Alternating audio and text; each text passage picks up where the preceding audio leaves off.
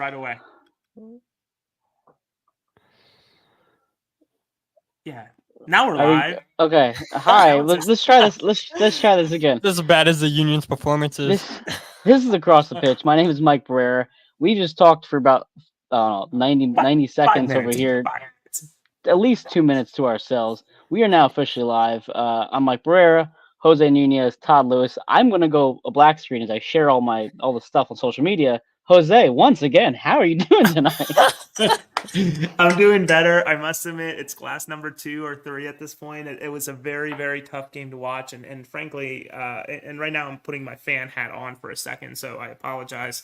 But very difficult game to watch, seeing a lot of these players continue and finding new ways, as Jim would say, to lose, and finding new ways to just completely, and it's our channel, so our show, whatever, shit the bed, right, at the most important moments. So like, it's just so difficult to get excited about this. But neither here or there. Todd, how are you? Thank you for joining us. Union, bottom of the East, which is what I asked you before we realized we didn't go live.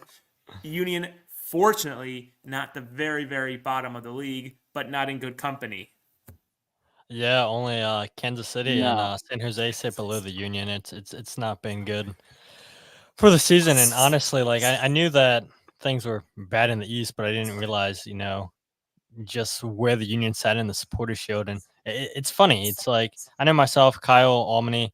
We both at the beginning of the season did our prediction shows and everything, and I was like, yeah, there's no way that the Union don't finish in the top 6 in the Supporters Shield standings this year. And wow, to see them in 27th is laughable. And I don't know. I mean, like on one hand, I mean, I think whether you have your fan hat on, your media hat on, you feel bad for these players, right? Because they're definitely giving their all. But I texted you in the group chat, Jose, and everybody else that's in there. I was like, you could see in the 60th, 65th minute that the Union were getting tired. You saw that they were getting pinned down, and we saw actually the same thing against Red Bull too over the weekend last week, where they had a huge chance with Elias Emmanuel, and he's not able to convert. And yeah, that was just a sign of the Union just starting to break down defensively, get tired and everything. And you see it again. You saw it against Chicago. And yeah, as Jose pours a glass of what's that, bourbon, Jose? Not sure. Not a drinker. It is bourbon. It is bourbon. Yeah, it's a long night.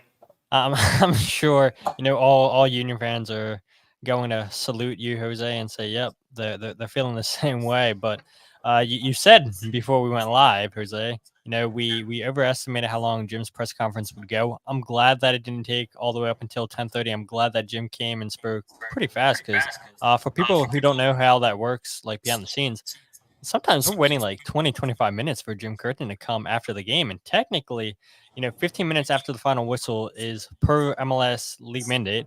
That's when the coach is supposed to speak. And yeah, we'll be sitting there for a while waiting for Jim Curtin. So I'm glad that wasn't the case tonight.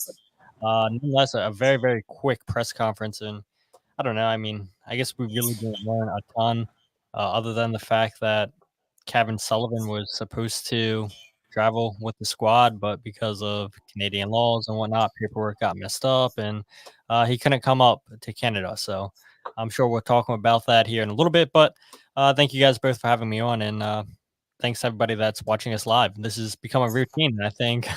Win, lose, or draw, I think we all have a lot of fun. I don't know about you guys, but I constantly get messages on Twitter. People say, "Oh, I tune in all the time when you guys do your live show." So I think people appreciate this, and I thank you both for setting this up every single week. Yeah, a couple comments come in. Colin says, "Cheers, gents." Pallet 12 says they continue to falter around the 70th minute. We don't have any other CBs on the team to even try to bring in. And Mark was in 30 seconds. It cut out. Oh, I must have been from the show. Listen, it's becoming to the point where we don't really know what to talk about anymore. Because when they're winning, you can find new things to talk about. When they're losing, you can, because usually there's some sort of pause in the losing. We don't really have it to this excessive amount. But now it feels like we're just replaying last week's show and the week show before that and the before that.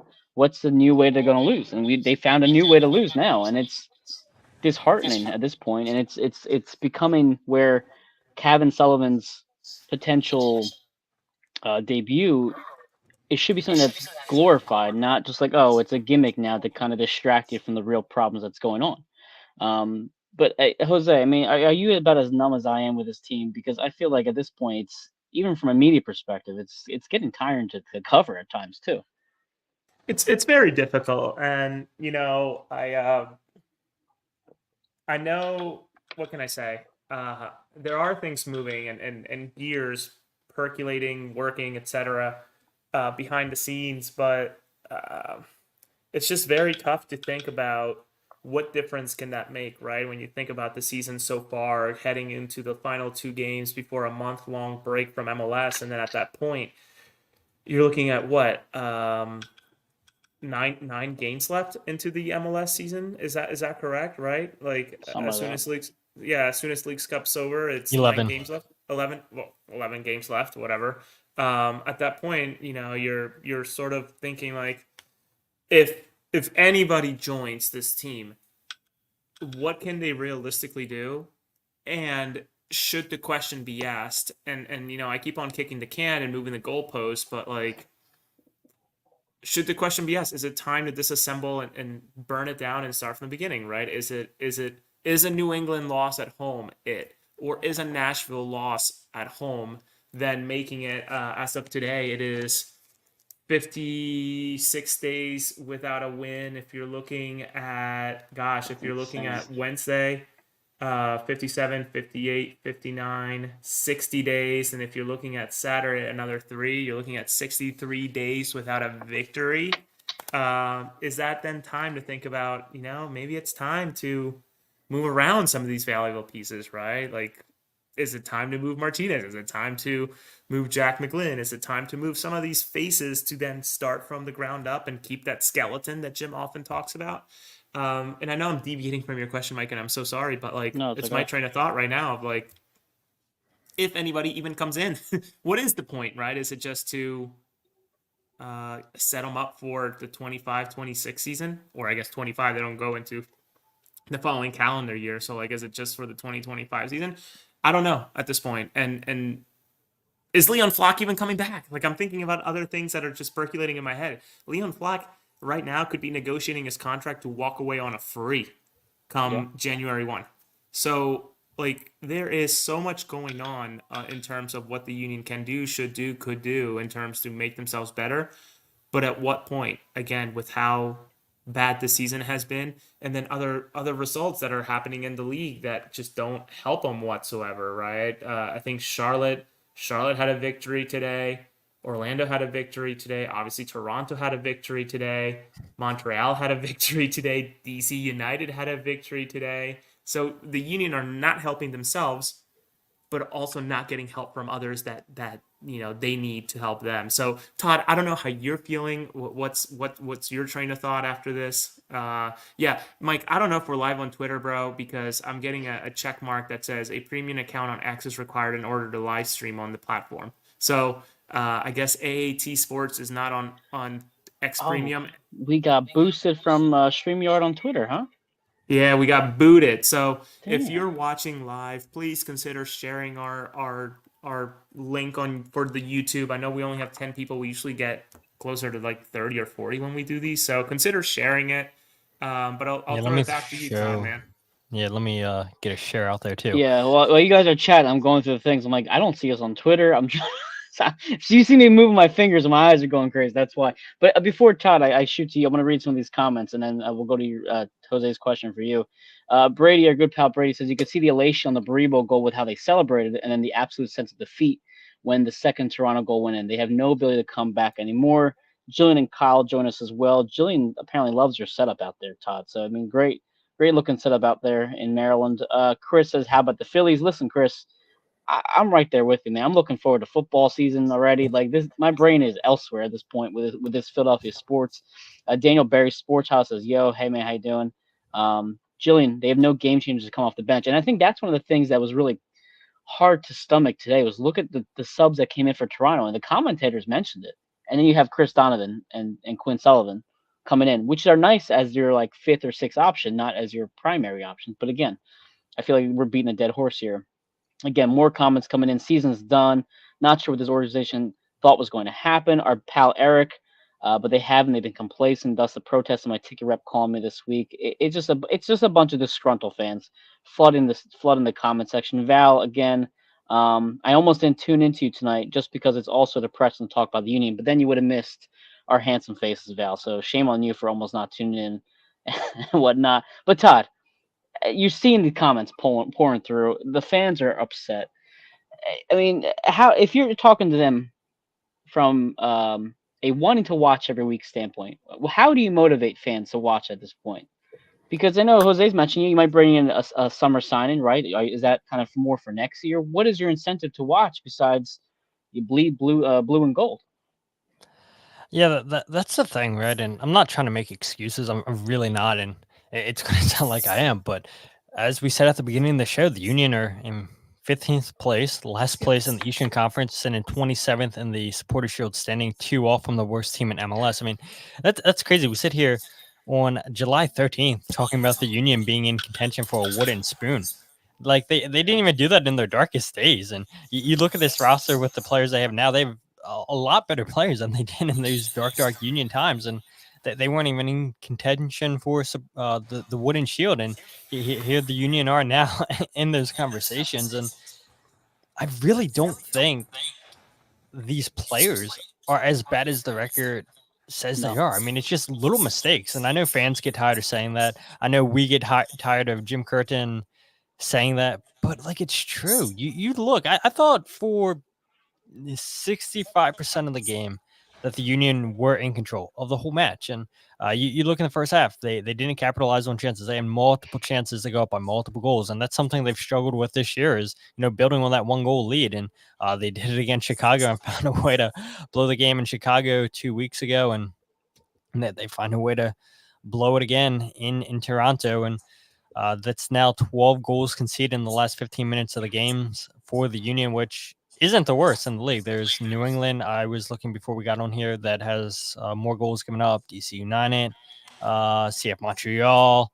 Those are not The good Earthquakes. names. Yeah, exactly. No. You're with teams that you don't want to be associated with, and unfortunately, that's where the Union are. It's just these little mistakes, and I personally, and Jim Curtin, I know, said after Chicago that it's not a fatigue issue, and he was asked tonight, is it a mentality issue? And he said, yeah, I'm sure part of it is mentality, but it's like, how do we go from 2023, a top 4 team, to making mistakes every now and then to now it seems like every single player on this team makes a mistake.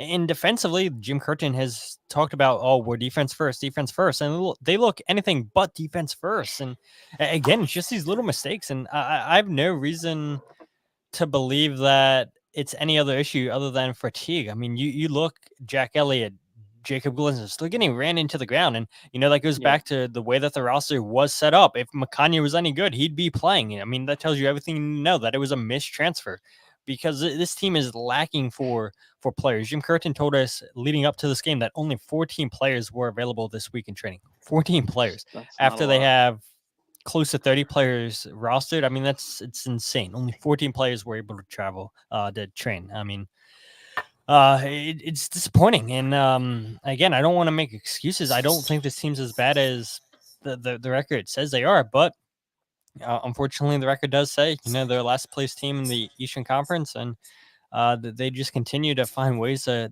blow games and to lose games. And I'll throw this question to you guys. We were talking about players that have value. I mean, you said in 15th place. Why wouldn't you consider trading players? You said Jose Martinez. You said Jack McGlynn, Jose, and I'm looking right now here at the club roster profile that MLS put together a few months ago, telling you how long players' contracts are for, option years, and all that good information that we never had before.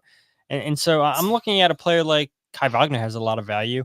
Daniel Gazak, I think, has a lot of value. What other players? I mean, do you guys see this team could potentially move on if they were to have a fire sale? Well, so here's the thing, and I'm gonna read a couple of these comments too, and I'm gonna answer that question, Todd, because again, I'm a big basketball guy, so for me, I try to compare sports when I can, and I think this is a really interesting kind of comparison. But Ali says the fact that we're only 5 points out of the playoffs can still technically win MLS is everything wrong about the structure of MLS. The Union are still very much in the hunt as long as they can kind of go on a winning streak, which I'm not really prepared for.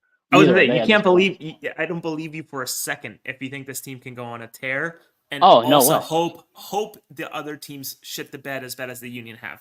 No, I mean, Sean mentioned they need management to come out and say flat out we'll rebuild in the offseason. Ali again says the incentive to watch, there is none. No need to even make an incentive. The Union's franchise value will always rise. No incentive to grow whatsoever. Again, Jillian says the margins are thin. I mean, the comments keep coming in. Ali says 10 losses have been by 1 goal for what it's worth.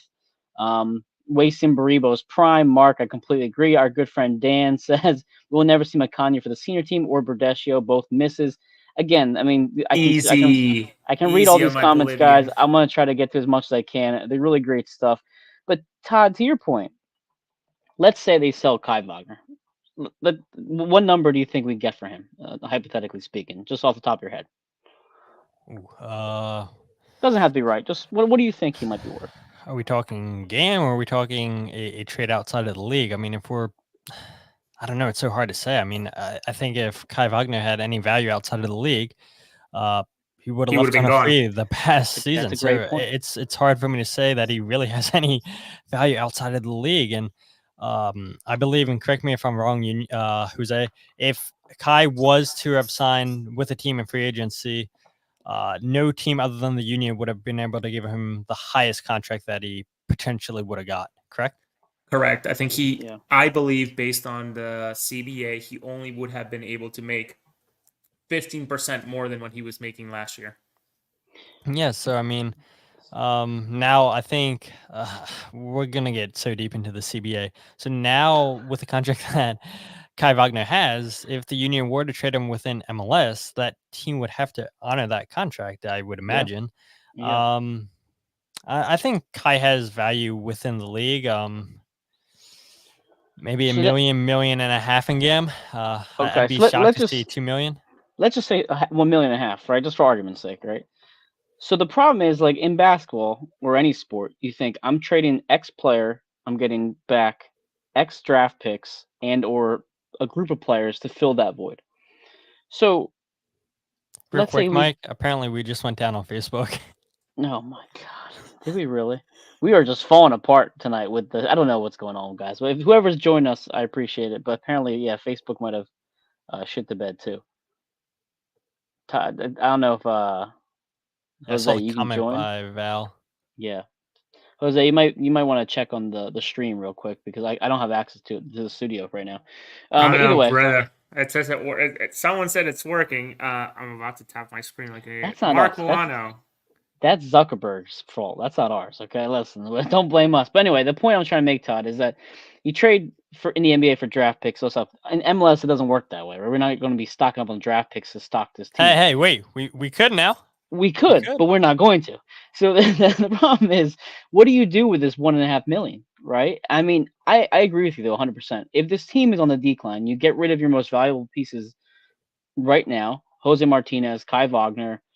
Maybe you can argue McGlynn, right? And you get that money and bring it back and you try to retool this roster. The problem is though, I don't believe they're actually going to use the money appropriately or the right way. And two, at this point, I don't know if I trust their judgment in players to bring in the talent that's going to actually work for the system they want in place. That's the only problem I have with selling this team, or selling the players on the team, I should say. I would like for them to make a splash in the summer window, at least prepare for 2025 and in the offseason too. I feel more confident in that. I just don't know if I think fans want to just sell everybody and get rid of everybody. But at that point, I don't know if they have a solution in place, and I don't think I trust that solution either. Jose, what are your thoughts on what I had to say or what Ty had to say? Uh, yeah, I think the most valuable pieces, starting from the top on down, I would say Jack McGlynn, number one. Especially if he has a very, very, very good Olympic tournament. Number two, Jose Martinez. I think could have a ton of value. And then probably Kai Wagner. And unfortunately not too far behind with the way that he's been playing and scoring. Ty Bariba, believe it or not, right? There's always a premium on strikers. and someone who just scored again and got some time. So like Sean Hughes mentions Harrell. I don't think he's quite there yet in terms of value like McGlynn and Martinez, but and it's often right back, left back, often unappreciated pieces of attack or really rosters that don't make a ton of money like a striker or a midfielder that can assist and do what Jack does with his left foot. But yeah, I don't know, man. I don't know what they do. I genuinely do not know what they do. And I wish them the best. And obviously, we'll continue to cover them through thick and thin and provide as much information as I can. Obviously, having both of my ears working, one in the Spanish feed and one in the English feed, trying to figure out what these guys are saying, because obviously they were all so open to sharing insights that I don't think they were supposed to share all too much about, especially about Gavin Sullivan. So if you were gonna go on Wednesday or were not going to go on Wednesday, you may want to consider attending on Wednesday. It could be a special night where an MLS record gets broken in terms of the youngest player ever to feature in an MLS match. Could happen on Wednesday at Subaru Park. But all in all, man, I don't know what the answer is. And you think about some of these players that are locked in for a long time. Andre Blake's not getting any younger, and obviously the injuries have been tough. And Jim mentions today that he was close to starting, or I guess, I don't know, Todd or Mike, did you guys read like, okay, he's starting on Wednesday? Is that what you got out of that? I got a vibe that like, yeah, it's that close. I don't know if he starts. I mean, that's a pretty tall task to ask for a child. I mean, No, no, at no. this I mean point. Blake. I'm sorry, Blake Oh, starting on Blake. Wednesday. Oh, yes. I'm under the well, okay, so Curtin says, hopefully we'll see. Those were his words that he said on in the press conference just now.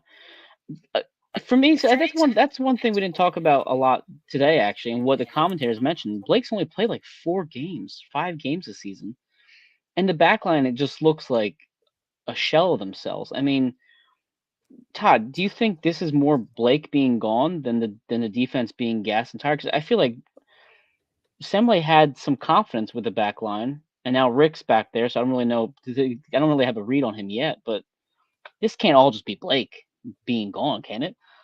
Yeah, I've talked about it a little bit on my show that, maybe Andre Blake, and I think I wrote an article about it too, where, yeah, I think as Union fans, people in the media, we've kind of taken Andre Blake for granted, just how much he's meant to this club, how many points that he's saved over the years. I mean, there's a reason why fans were saying, "Oh yeah, he could play in the English Premier League." Or I actually think there were links at one point years ago linking him to West Ham, but because of the FIFA ranking of Jamaica, he wouldn't have been able to get a visa or something like that. Somebody in the comments correct me if I'm wrong, but I believe that was the issue why he wasn't able to go to West Ham. But I mean, Andrew Rick really had nothing to do this game.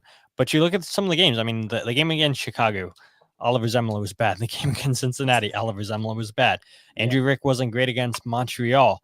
But the last 2 games, I thought Rick was fine. I mean, he definitely saved the Union a point on Saturday he against New did. York Red Bulls. But some of these games, for sure, you could say that Andre Blake, if he was in the Union, would have at least got a point. And yeah, I mean, it's been a season to forget for him. Or another play I'm thinking about is Alejandro Bedoya. I mean, what do you guys think he's feeling like right now? Like maybe he should have retired last year. Like this cannot be how he would have wanted to have ended a potential last season, just going out in last place in the Eastern Conference. This is not what he signed up for. I mean, when he joined the Union in 2016, I believe it was, the Union weren't this bad, and now he's on a team that's so much worse than it was when he originally joined. Well, it's funny because I mean we know that Bedoya took less money this year, right? In terms of just like how we view other athletes, you see, oh, X player is willing to take less money, so that way the team can use that extra money to kind of grow the roster. You would have I'm sure Bedoya would have thought like, hey, I'm not making this much money now. Let's use what would have been to me to help field a competitive team every single week. That's the thing. This team is competitive every week. They're not getting blown out like 5-0, 6-0. They're actually like in most of these games. I'm sure Jose or Todd, I'm sure one of you have a stat of how many games they've been leading so far this year before giving up the lead. Um, you have it, Jose? No, Todd have it? does. Go ahead, Todd. What is that? Of course He's he a does. I numbers don't have report. that right now. No, no, no, no. Oh, not right now. Okay. So I'll read a couple comments before I shoot Jose. Again, Brady says Blake has bailed at the back line time and time again past 2 seasons. Maybe that's part, and I lost your comment. Oh, maybe that's part of the reason they've been so good. It's possible. Um, Jillian corrects you, Crystal Palace, Todd. So there you go. She called you out on that. Again, the comments keep going in. Jillian says Andre has looked good at training. It was promising for him being back soon. Again, Ed says breaking news: Andre Blake isn't getting any younger, and that's the thing is that what happens once Blake is, is gone? I don't know the future for this. I'm assuming now it's Rick. At this point, I feel like they're right on the wall saying that Rick's going to be the goalie of the future. Of course, Holden Trent somewhere in the background as well. So, uh, That look by well, go Jose. ahead. Go ahead, No, Jose. listen.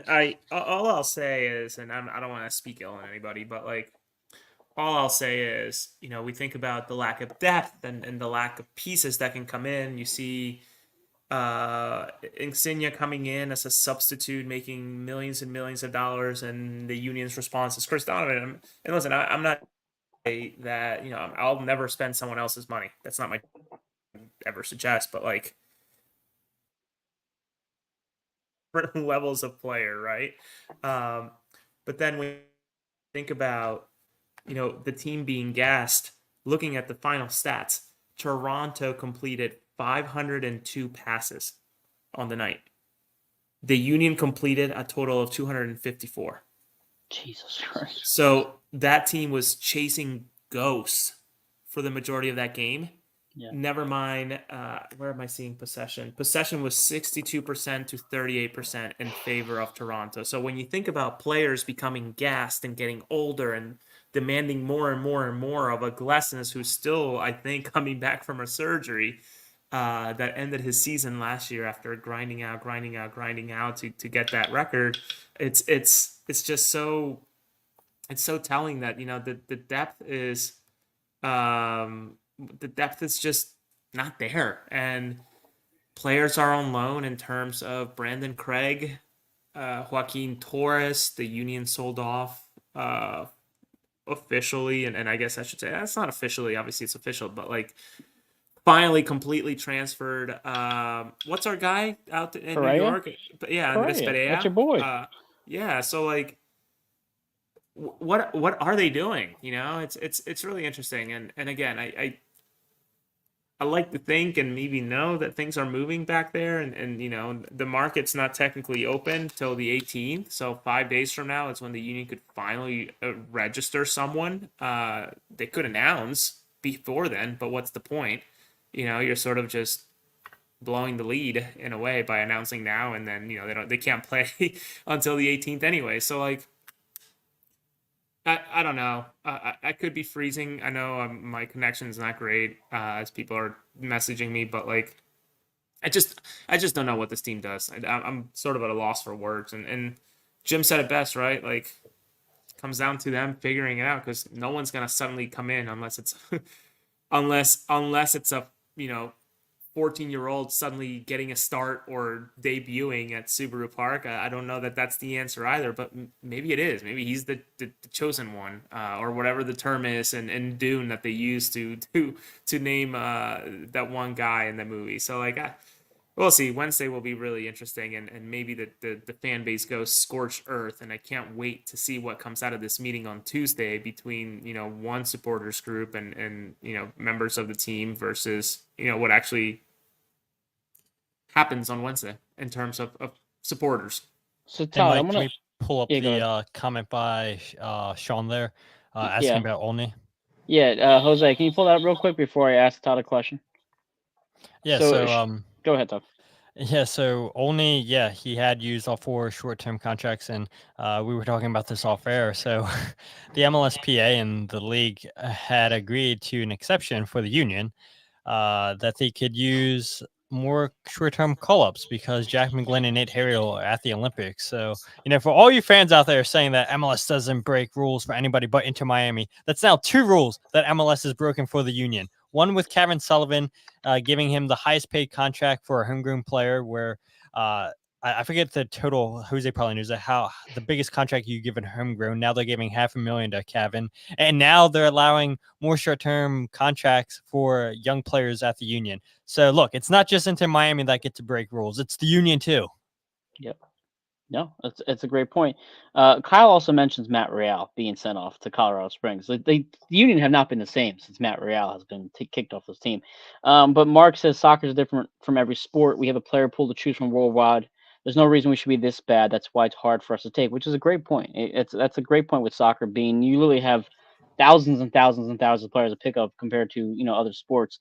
Mark, But Mark, I love your cookies. That's a dad joke if I ever heard one. Oh, Todd, one of the questions I have for you before I get to something that Sarah mentions here. Oh no, she's baiting Sarah, us. I saw who? that. I saw that. She's baiting us. I'm going to take the bait a little bit, only because it's going to be pertained to the Union. He looks familiar. I've already got enough hot water with the Sons of Ben, but I'm okay with dipping back in. Todd, so some of the people here are mentioning the 5-3-2 formation, as well as just Jim maybe not using the proper formation across the board. Do you agree with his switch right now, going to the five in the back, or would you have rather seen something different, or do we just not have an option with the bodies we have? Yeah, we're about to go on a Todd rant, so let's go. Buckle up. I'm pull ready. up a chair and let's go ahead and listen. It pisses me off that people really want to blame Jim Curtin for tactics and Jim Curtin formation this, formation that, or he's waiting too long to bring his players off the bench. Look at the bench. Who does he have? I mean, yo, my kids are sleeping. Get in there, Todd. Calm down. No, I'm good. Dude, go for it. I was gonna say, I mean, dude, I saw that comment, so I'm so glad you brought it up because I hate when people blame Jim Curtin. Look at his bench. I mean, seriously, tonight, David Vasquez, CJ Olney, Macania, Marcus Anderson. Who do you want him to bring off the bench? He brings off Chris Donovan, Quinn Sullivan, Alejandro Bedoya. Obviously, they don't make a difference. The one thing I will say, and maybe this is what fans have an issue with, is playing Quinn Sullivan up top as a striker. I've had it. He offers you nothing. I mean, we saw Jesus Bueno go out in this game, and I think that changed a little bit too. It did. Where he was providing that structure for the back line and just tracking back. And now you're playing Quinn Sullivan, who is a player that's going to track back and everything, but you're playing him up top, and so you're going to want him to stay up top and stretch the back line like Mikal Ua was doing. Mm-hmm. It's horrible playing up top, and so yes, some fans are probably going to comment right now and say, "Yeah, that's what I'm talking about." Tactically, Jim Curtin's not the brightest playing Quinn Sullivan up top, but at the same time, if you're playing him as one of those eights in the 3-5-2, you're going to expect a little bit more defensive work than offensive, and Quinn's a lot more offensive than he is defensively. So Jim sees him, okay, we're playing him up top, even though he's not good there. But seriously, I mean, what do fans expect? Jim told us only 14 players practice this week. And again, this goes back to the way that the roster has been constructed. That's not on Jim Curtin. He's not the sporting director of this club. He's not Bruce Arena or Peter Vermees, having every say on how this club's going to run inside and out. It's not Jim Curtin, his job on the field. Yeah, maybe he has a little bit of an impact on saying these are the type of players I want. This is who I would like for the club. But he's not going out there scouting these players saying, yep, this is who we're going to bring into the club. So he does whatever Ernst Tanner gives him. And so I don't blame Jim Curtin at all. He can only do so much with what he has. And what he has right now is nothing. It's not his fault that players that got caught up to the Olympics. That's great. Happy for Jack McGlynn. Happy for Nate Harriel. I guarantee they're much happier being with the national team than they are in this dumpster fire right now that is the Philadelphia Union in 2024. Jose Martinez was supposed to make it back for this trip, and apparently, obviously wasn't here. I think there was reports. I think they said Jose on the Spanish broadcast that he was in Orlando. He's on vacation. Potentially. And he's enjoying himself. He deserves it. Very emotional. He does. Great Copa America. And he's a player that was shocking at the beginning part of the season and has a great tournament with Venezuela. So I know there's reports out there that Pumas is potentially interested in him. We'll see if the Union make a move. We'll see if any of that stuff's true or not. There's been reports on Twitter, but nothing's been confirmed by anybody reputable. And who better than Jose Nunez? And Jose hasn't broken any news yet, so I would say it's not happening. But yeah, I mean, just look at the players that the Union don't have currently on this team. And so Jim's going to play his best 11. And so does that mean changing the formation? It does. Because you're not going to play a CJ Oney or a David Vasquez as one of your eights to play in the diamond. You're just not going to do that. Yeah, sure, you could play Quinn Sullivan as one of those outside diamonds. I think Jose was actually talking about it with us in our group chat before the game. A little bit surprised that Quinn Sullivan wasn't starting this game, and I tend to agree with you. But at the same time, too, I mean, the Union were playing good in the first half. Yeah, a lot of missed opportunities in the first half. That's not a formation issue. That's a player's finishing ability issue right there. Jim Curtin can't get these guys to finish. Jim Curtin can't get these guys to defend better. He's only setting up the team the best way that he can. So I don't get why fans want to say, oh, Jim Curtin's tactics are stale. Curtin's substitutions are bad. Who you going to bring off? Like, seriously, would you guys trust a player that's played primarily in MLS Next Pro that's half of a professional league? I wouldn't. And Todd, to your point, we saw what happened when Marcus Anderson came in against Cincinnati. I mean, he turns the ball over in the worst way possible, and they where the fuck game. was he? He was on the roster for today, right? Yeah, well, that tells you everything you need to know. That because of that mistake, Jim Curtin's lost all belief in that kid. And also, like, who is she? She looks familiar. Is that who I think it is? Hold on, it is. It's Sarah. Yeah, I never met this woman. I may have. I'm not sure. I think I might have met her. I'm not sure. Well, that's rude. I think I did. It's Polomi's friend or whoever. No, not you. That comment is rude. No, that's rude. Oh, I get it. Oh, whatever. So the thing with Quinn and Jose, you and I have talked about this. And Jose, I'm going to ask you real quick. Do you think Quinn's actually better in the shuttler position compared to up top? Because we've had issues with his finishing recently or passing recently. So I'll ask you that question. Nah, honestly, I think he'd be fine. He showed a lot of promise today in the time that he was on, showing physicality, showing desire to go forward and play. But like,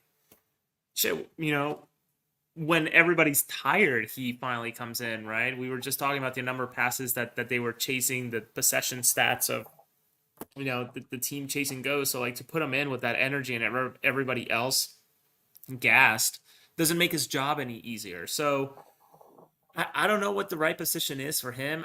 I think someone who showed so much promise in the beginning of the season, especially when you think about CONCACAF Champions Cup, you think about those early games in MLS. I can't remember the last time he scored, which is awful, and hasn't been. It's only been a couple weeks. It's been a little bit, but nonetheless, like I like to think that he used to be sort of a write-in into the the starting 11 game in and game out, and suddenly something changed. Is it practice behavior? I don't know.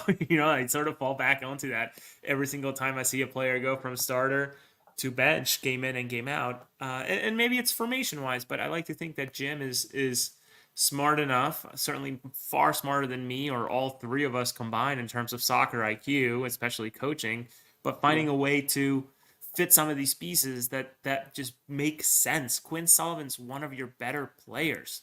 You have to play him and give him opportunities to elevate him where he can shine. And coming in, when did he come in?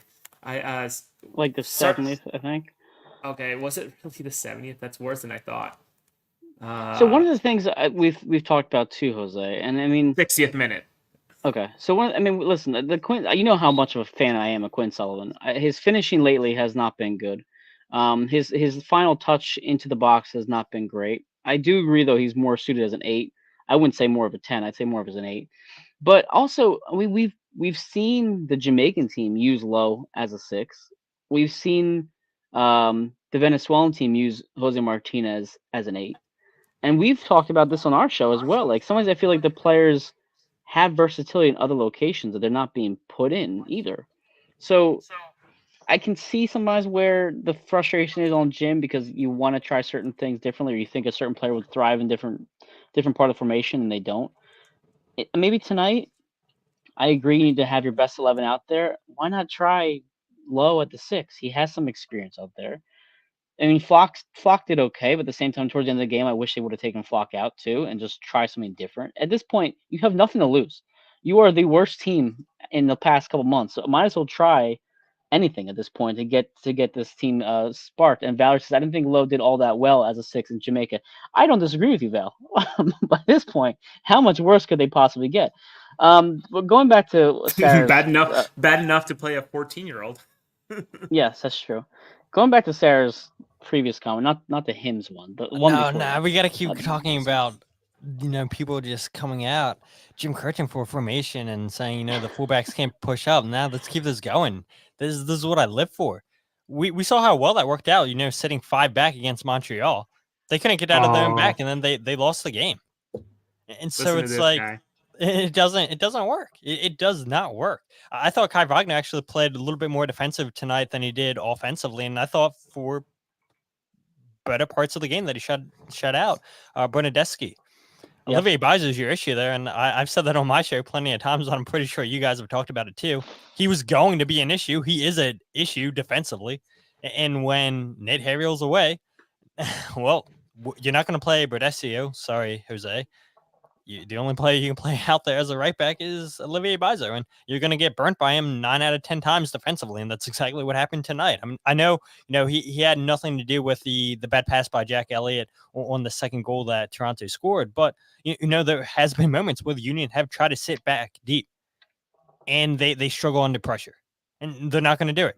They're absolutely not going to do it, and so I don't blame Jim. I mean, for that at all, because he knows his team's lacking confidence, and when they try to pass out of the bag against Montreal, sitting 5 deep, they couldn't find that outlet pass. And, Montreal just kept bringing the pressure, and the Union struggled. Now you can bring up that comment if you want. So Which comment? I think at this point, so far of the comment sheet, again, everybody, thanks for joining us. Vince just joined us now. Berdeschi played well for 30 minutes as an emergency left back against Chattanooga. Appreciate the insight there. I haven't made it to a Union 2 game. I probably won't be able to this year, but I definitely want to. So we're talking about the future of this team, the disgruntledness of this team, everything like that, along with all this mess that's been going on. And I know you guys have had a show since this issue. But let's talk about the Sons of Ben real quick, just because I feel like I've been so involved, I have to say something.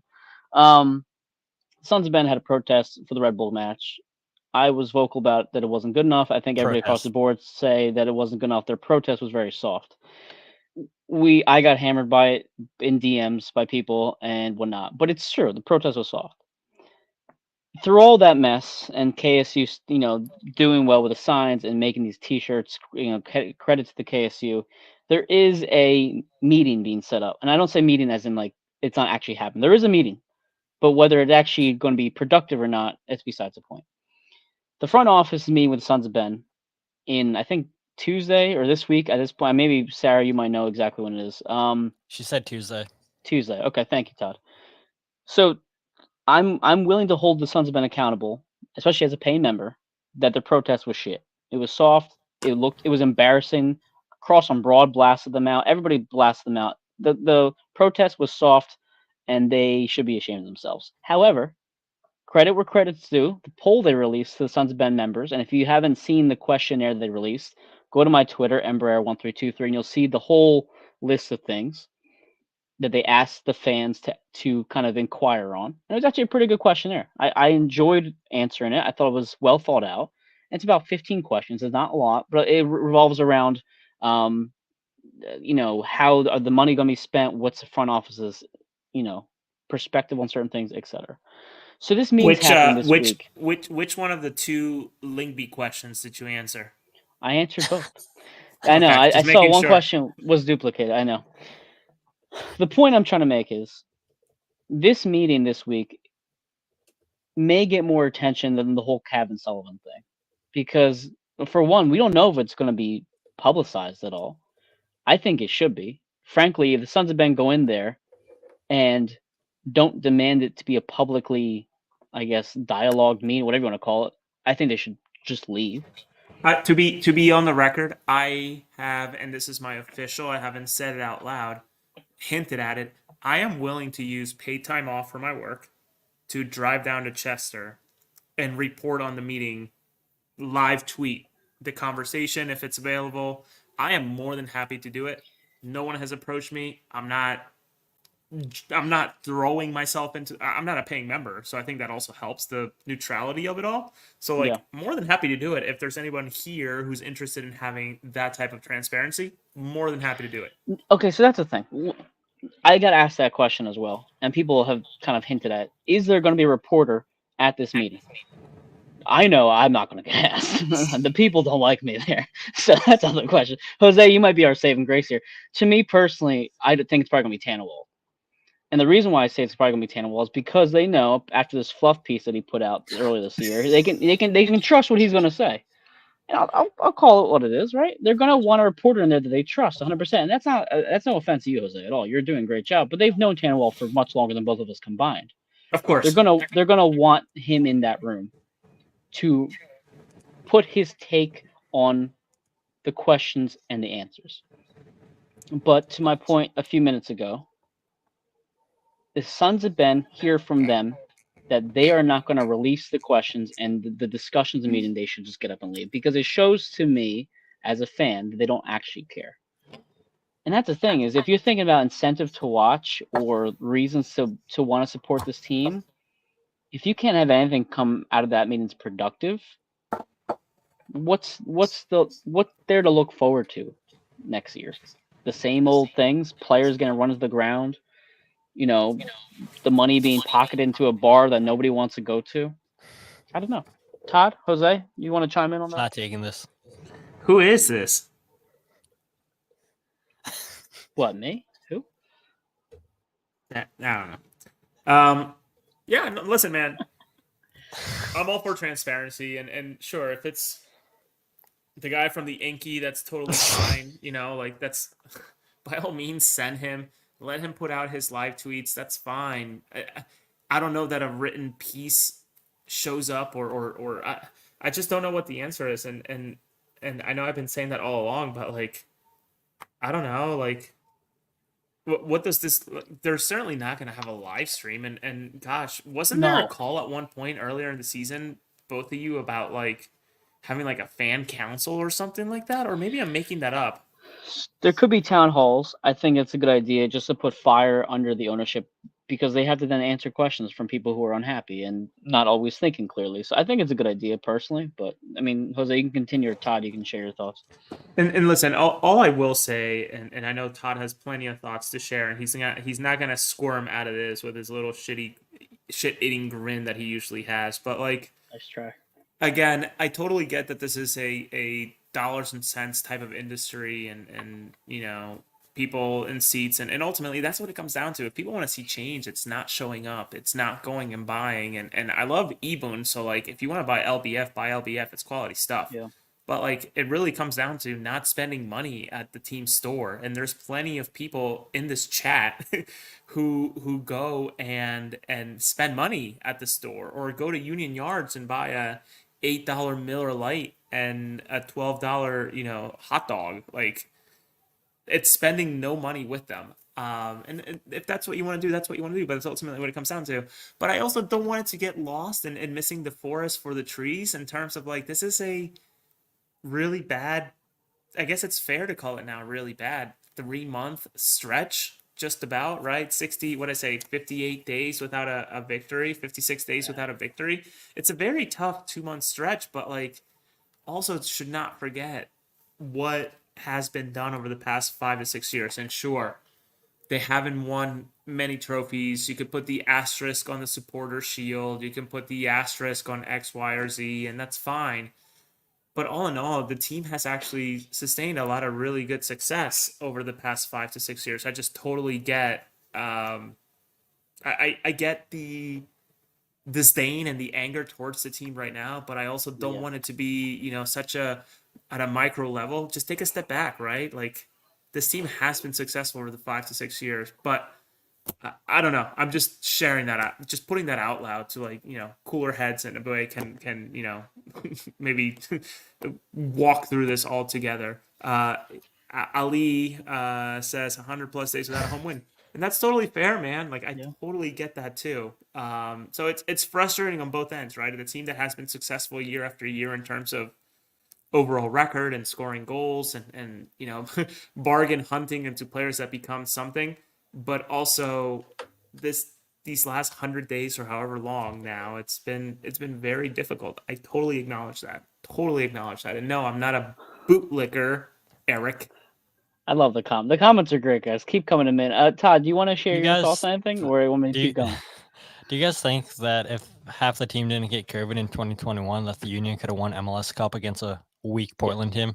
Yes, Yeah. they would have won. They would have won with Casper Shiboka leading the way. They would have won. Even on turf, they would have won it. Mm-hmm. I think also the thing what makes fans upset. I saw somebody on Twitter say like, "You guys have been contending for 5 years. Why are you complaining after one season?" And it's not that we are complaining after one season. The fact that this has been a long stretch of just coming to a head this year, where we've seen the team miss on signings like Torres and Perea. We've seen the team throw out Chris Donovan in the MLS Cup final. We've seen just mind numbing lack of moves and lack of like foresight for the roster to the point where we're just fed up now. It may seem like we're complaining just because they're losing this year, but it's not just because of this year. It's because of the whole stretch of things that we've gotten to this point. And to Dan's point, he says, "Make your voices heard, keep your money. It's that simple." So I know not everybody in here is Sons of Ben. I mean, I think all of you guys have the same, goal. We want the team to win, whether you're Sons of Ben or not. That's irrelevant. I don't think Jose wants his team to win. I don't think so either. I'm a fucking bootlicker. That's not the first comment I've gotten for being apparently a bootlicker. Listen, again, maybe I look at it at a macro level. Like again, like they've sustained a lot of success. This is just one season. Does that mean that next year is going to be fantastic and they're going to be contending for the Shield? Absolutely not. I can't believe that right now. But like, stranger things have happened just like this season. So like, again, just putting that out there into the ether. So I would say that you're right, Jose. I mean, you look at this team the last 5-6 years, they've been, I think Jim Curtin says, I mean, maybe not now anymore, but they've been the highest point total team. That's a lot of points to dally up. I don't feel like doing it right now as things currently stand. But regardless, before the season, the Union had the most points in MLS. And so, yeah, I mean, there has been consistency. And so you saw the plan in 2019. The Union won the first playoff game. In 2020, they win a supporter shield and obviously get knocked out by New England. In 2021, they go all the way to Eastern Conference Final. In 2022, they go all the way to MLS Cup Final. And so everybody was like, well, in 2023, that means they're going to win it. Well, it doesn't happen. And so you look at the last couple of transfer windows for the Union, the last 4 have been misses. And so I get why fans are upset. And I would argue that the Union have had more money to spend now than when Ernst Tanner first joined the team, because you have the sales of the Aronson brothers, you have all the game you got from Perea, from Matt Freese, and so the money is there to be spent. And yeah, you make the argument that Marcus Anderson, Andres Perea, Joaquin Torres, Rodesio, Baribo, go on. The last 4 transfer windows haven't been one-par players, and I would agree with you. I mean, it's what we were talking about 25, 30 minutes ago. You look at the players on the bench, they've not been good enough. But I mean, it's so hard. The one person I wouldn't blame is Jim Curtin. I understand why fans are upset with Jay Sugarman not giving Ernst more money to spend, but at the same time, too, they have had more money the last couple windows, and I think it's on Ernst for really not hitting these players like he once were. It's like, you could hit on the guy, Kai Wagner's, the Jacob Glesnes, the Jose Martinez at the beginning of your tenure, but the last couple windows you haven't hit. And so I completely understand why fans are upset. And the one thing I would say, going back to the Sons of Ben protests, now that we can be serious here, is the protest was supposed to be the fans protesting ownership for the lack of spending. Right. But because of the non-protest by Sons of Ben, now the protest has turned into boycotting the Sons of Ben, blaming the Sons of Ben. And the ownership, the front office, they're loving that because you're taking pressure off of them, which is why this whole thing initially started. The pressure was supposed to be on the ownership, the front office, but because Sons of Ben did such a lackluster job, they can't live without the intention on them. So they bring the intention on them with doing nothing. And so to me, that's laughable. It's a joke. And it doesn't matter because I'm not a member anymore. So there's plenty of people on that leadership board that say, well, you're not a member, you can't have an opinion. It's always the people who aren't paying money that have the most to say. So I guess my opinion doesn't matter, which it probably doesn't, right? Because once I was a member, but I didn't agree with the direction that the Sons of Ben were going in. I think a lot of things are now starting to come to a head, and I think a lot of people are starting to see what I once saw, that there's a lot of people in that organization that are about the clout, whether it be capos or whether it be people on the board itself. People are there just for pictures, people that are just there for attention and everything. And it's like, what are we doing? The Sons of Ben were started to support the team, not support how many likes we can get on Instagram. And it seems like there's multiple people there that are there for the wrong reason. Todd, can I just It shows you add how bad I go ahead, am with Elsa. English. What does indignant fucking mean? That's right. We have an immigrant here, Todd. You have to, Feeling or showing. Yeah, I literally am using Google to dictionary. Oh, what a term! Good word there. That's a lot of points. So can I say something, Todd? Because I noticed something today or yesterday when the Oh, whole God. thing went out. Okay, I have to say, I'm sorry. I'm on. I don't care. For me, I'm Sons of Ben. I'm friends with people. I don't care. Whatever. You can be mad at me. I told the person who DM me, you can like me or not. I really don't give a shit.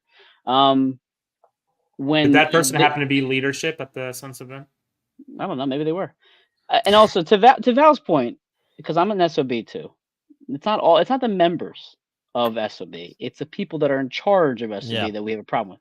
So real quick here, I'm gonna call it as I see it.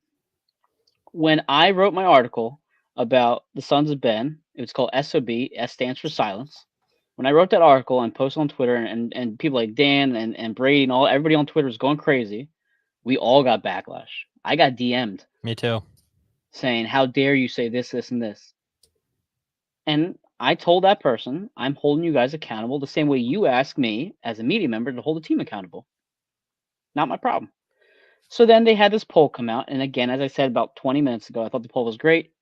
I think the SOB members as a whole collectively said, thank you. This is exactly what we want from you guys. I appreciate this. Let's use this poll, let's use this questionnaire and try to get something productive out of the meeting. And did we get a thank you DM, Todd? Did we get praise from the SOB for promoting that? No. I'm just saying, if the energy is there negatively in a negative fashion, the energy should be there in a positive fashion. That's it. Sarah, I appreciate you. And Janice, you're right. This is so silly. It's very silly that fans have to argue about them amongst themselves. But the problem is, we all want the same result. We want the team to spend and the ownership to do better. Yeah, all of But us in the comments, and you and I, Mike, not Jose. No, not Jose. Exactly. Thank you, Eric. I know called him out. I appreciate that, Eric. This is silly because all the fans are basically divided amongst themselves instead of coming together for the same mission here. Did Mike just have fireworks go off in his background?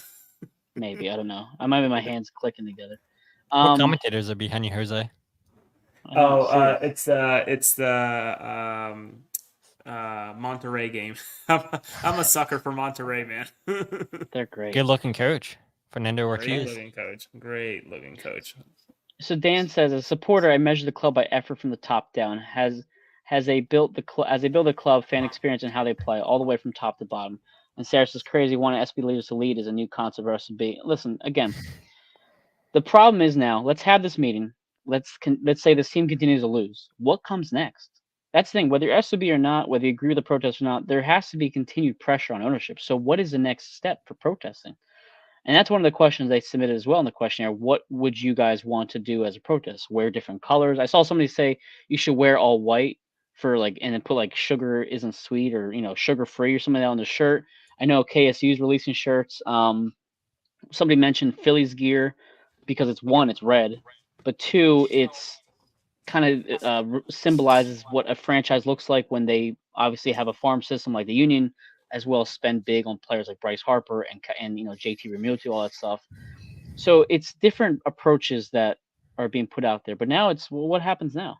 And that's the question we all say. And part of me, from a media standpoint, is if they keep losing, the content's gonna be pretty damn good. Do I do I kind of push for more mayhem? I don't know. Janice, I agree with you. Rebuild. Eric purchased a shirt. Eric, I'm gonna buy a shirt too. And Valerie says, should I wear my Pirates gear?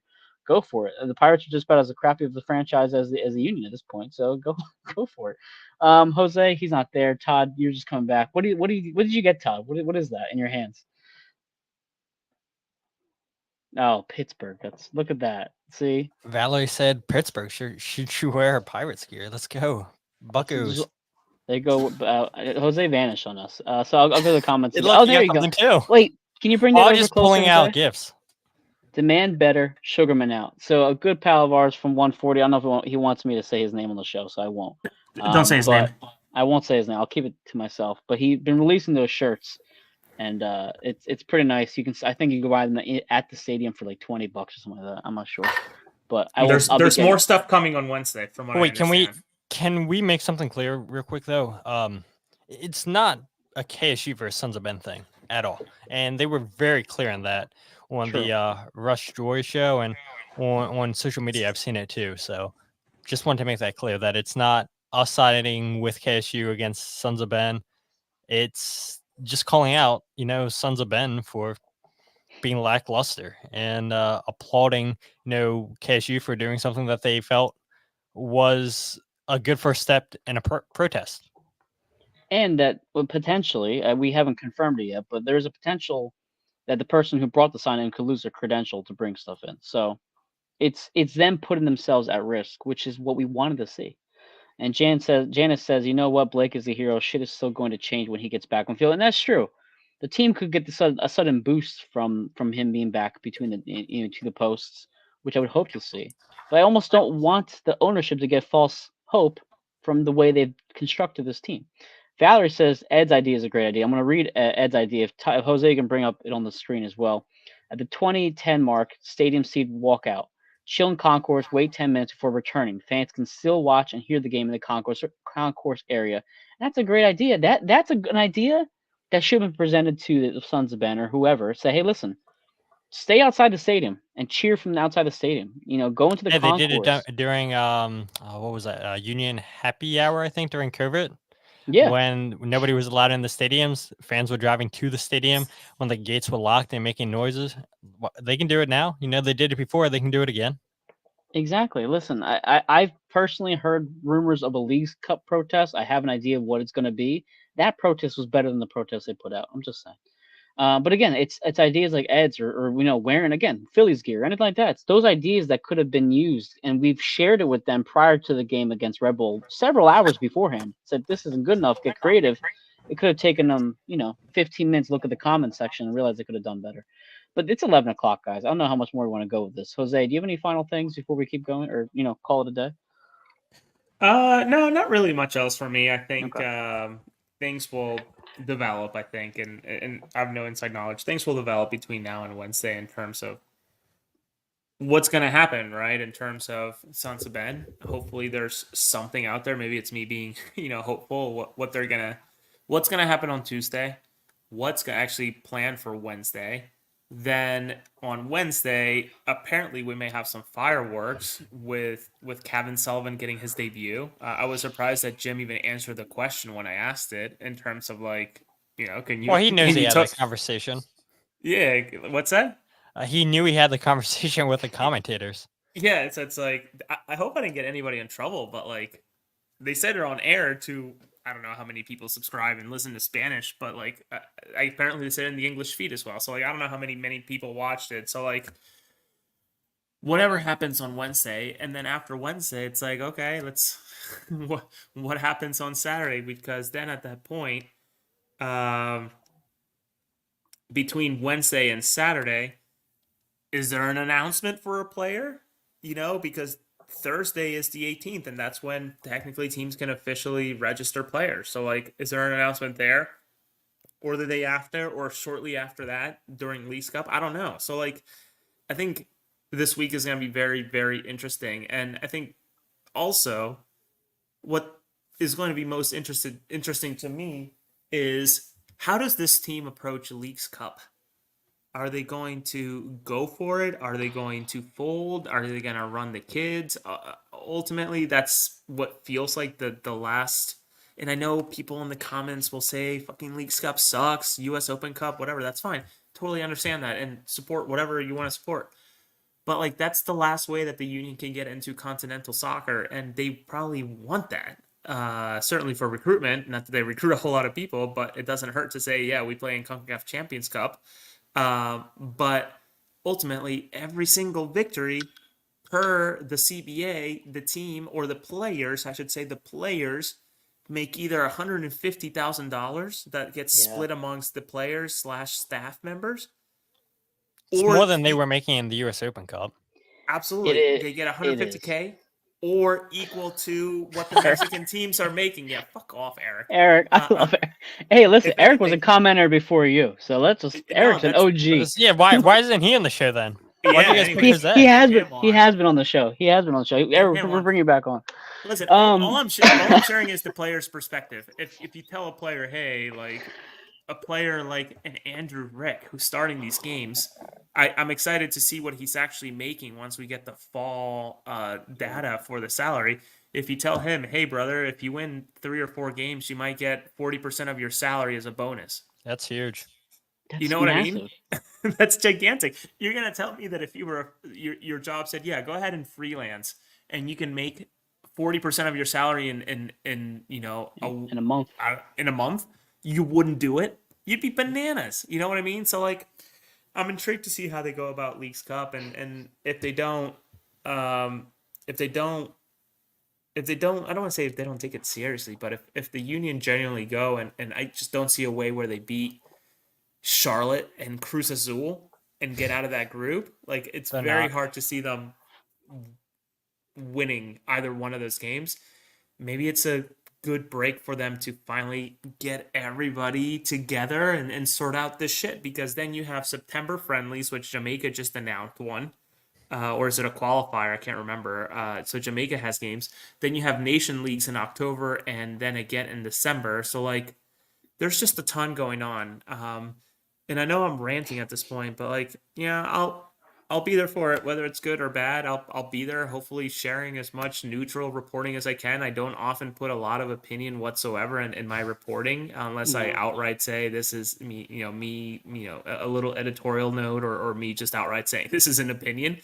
But like, uh, I don't know, man. It's dire right now, but we're in for the ride, man. Because like, waited for a team in Philadelphia for however many years since I moved to the States in 2004, and sure, Reading United has been there, but to have an MLS team to actually root for is awesome. Never mind covering it and what it means to me, and yeah, it'll be interesting. I don't know. At this point, I'm probably just going on and on and on in circles. So Keep going. whatever. Nah, I'm done. I'm done, because it's again, SOB folks. I'm available on Tuesday should your meeting happen. More than happy to drive down to Chester. Yeah, somehow we got from talking about the Sons of Ben to Leagues Cup. I love it. Listen, Yeah. when you go there Tuesday, Jose, tell them I said hello. They're not gonna want to care. I don't think that they, frankly, I don't think that communications team wants me there either. No, they don't. No, not at all. Todd, I'll shoot to you and I'll read some of these comments, and we'll call it a night. What am I answering? Just final I thoughts? don't know. or- Yeah, what's your final thought on Yeah, on what's your shit eating grin laughing about right now? Just how I don't think we've made a lot of friends. I think people hate us. It's all good. They hate us because they ain't us. Yeah, it's all good. Mm. Jose. So I'll read some of the. I agree, Eric. I think we all agree here in the comments. Yeah, sure. But I don't know. It's interesting just seeing. I heard Mike's running. Yeah, Mike, are you running? That'd be Absolutely great to not. see. No way. No, I respect the people, honestly, that volunteer their time, because at the end of the day, it is a volunteer position. It's laughable that 36% of the members, I did the math on my show, voted in the last election, and hopefully they get more people to vote for this survey. For me, what I shared with people is, I would hate to see the Sons of Ben leadership go into this meeting with the front office, with ownership. I'd be curious to see what exact owners are going to be there. Kevin Durant's definitely not going to be there. He's at the Olympics. I doubt Jay Sugarman's going to be there, but maybe he does show up. But I Wait, would who's at just the hate Olympics? KD. KD. Oh shit! Oh, that's right. He's in Team USA. Yeah, I mean he forgot, hasn't been man. practicing, but yeah, he's there. But yeah, I hope that the Sons of Ben board leadership that they come prepared, that they don't make themselves look like fools. Like that's why I sent out my tweet calling out one of the questions on the survey where one of the questions were ask for new scouting, and I quote tweeted Jose's tweet where Jose reported 2 months ago that the union actually did hire a new director of scouting, True. and people did not like me saying that. And somebody said, not everybody pays attention to Jose's reporting. Not everybody's as invested. Well, the information's there, and so my thing is, if you want to find out these answers to your questions, all you have to do is a quick Google, and you'll find those answers. So, my hope is, these guys don't get left out of the room, and hopefully they can make a difference. Hopefully something productive comes out of the meeting. I don't know what they hope. I mean, I think it's pretty bold if they think that, yeah, they're going to go into this meeting thinking, yeah, we're going to tell Jay Sugarman to spend $10 million. And yeah, Jay's going to listen to us and spend $10 million. I mean, good luck with that. But opening a good dialogue and not making yourselves look foolish, I think that would be a good start. The foolish part is the thing that really is what I'm worried about, Todd. That you're going to be in a meeting talking and not being talked to, because that could very well happen. They're just being talked to, and they're going to leave there with their questions answered, and that's it. That's not what we want. That's not a meeting. That's you know, basically just them kind of telling you to shoo and get out of our face, and we'll give you a slap on the wrist for the protest, and that's about it. Again, everybody commenting, appreciate it. Home field advantage, love the show, guys. Too bad the union can't perform like you. I appreciate that. A lot of great things coming in. Someone said, I don't hate you, Todd. So there you go, Todd. You got some love out there. Sarah said, am I going to run for election? Absolutely fucking not. And you couldn't pay me enough to do it. Yeah, Valerie says going to the principal's office. That's a great analogy. That's what it feels like. They're going to the principal's office. Now, whether they can stand up to the principal or not, we'll find out. But listen, I think, Jose, you make a good point, and I'll end on this. You have the meeting on Tuesday. You have potentially Kevin Sullivan's debut on Wednesday. And you have the opening of the summer window on Thursday. You could argue, and we can have a show in 5 or 6 years, if all of us are still doing this, and say, was this week one of the most important weeks in the union's history? Because it feels like it could. It feels like it could be where the fans just jump ship and they're sick of this and nothing happens in the summer window, or this is the start of, as Janice said earlier, the rebuild, and when we get back to what we were just 2 years ago. Because it's funny, because like I was at my quote unquote in-laws today. I took my daughter to hang out with my baby mama's parents, and they were talking. They asked me, I don't know. It's her baby mama. So they asked. They were asking about the union. I said, "Oh, the union have won one game in the last 17, whatever the numbers," and their mouth dropped. Yeah, 1-17 now. Their mouth dropped. They're like, "Wait, weren't they just good 2 years ago?" I was like, "Yeah," and I tried to explain to them what was going on. So it wasn't that long ago that we were that good. It's only going to take maybe a one-off season to get us back to somewhat of that. So that's what I'm hoping for. This week is a spark or something different. Am I just blindly hoping? Probably. It's just the Philadelphia in me that it hopes that we're going to do something good, and we're probably not. But again, everybody, Eric The says Mike's commenters got for this show are the best part, hands I down. know. Eric's got. Listen, Eric. Jose will tell you that's probably true. Mike's the milkman. Yeah. I know. Listen. Anyway, this is across the pitch. I like the comments. This after hours thing is fun.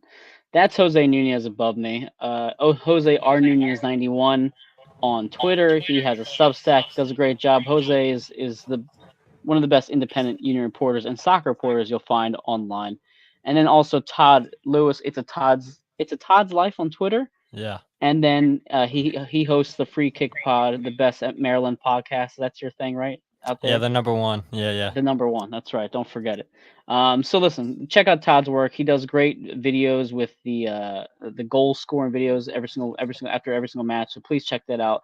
Some of the best content you'll find is on Todd's page. And again, my name is Mike Barrera, and Barrera1323. Everybody joined us. Ali, Sarah, Mark, Eric, everyone, Janice. Appreciate you, Val. Have a great night, everybody. Go Union. Ooh. Jose. Hold on, Mike. Yep. Mike, Yep, are you yep, going on yep. Wednesday? I might have to now. I might try. I think I'll try. So the marketing machine is working. Apparently. Todd, are you going on Wednesday? I think you've convinced me to go Wednesday. Based on what's public or not public? Both. Okay. Todd, and I know I have a real job that's not as real as it could be, but like post game, Yeah, we'll see. post game show, maybe we can reach out to media and see if we can stick around for like 10, 20 minutes after the game in the press box. Yeah, I'll stick around as long as we don't stay as long as we did. Like if it's a Saturday game, that's fine and everything, but a Wednesday, and then we got to figure out how we can get my mics to work. So That means bringing a real computer, which I can, more than happy to, but bring a Mac. I can bring my computer. That's totally fine. All right, so maybe or we just can log into mine. Yeah, that's totally fine. I know people have clicked off, but to be determined, Wednesday show after the game, whether it's at the parking lot or at the press box, we might have a little something. We just got to find a nice quiet space with the Union actually have really, really good Wi-Fi once you get into the press box. They used to not. Last year was horrendous. They used to not. Now they have that 6E John, as people say. Wait, that's a thing? 6E, that's like beyond 5G or whatever, beyond regular Wi-Fi. It's fantastic. Oh, I get that. I need that. Well, you got that Walmart Mac. All right, guys. Have a good night, everybody. All right, Sarah, enjoy your empty home. Bye.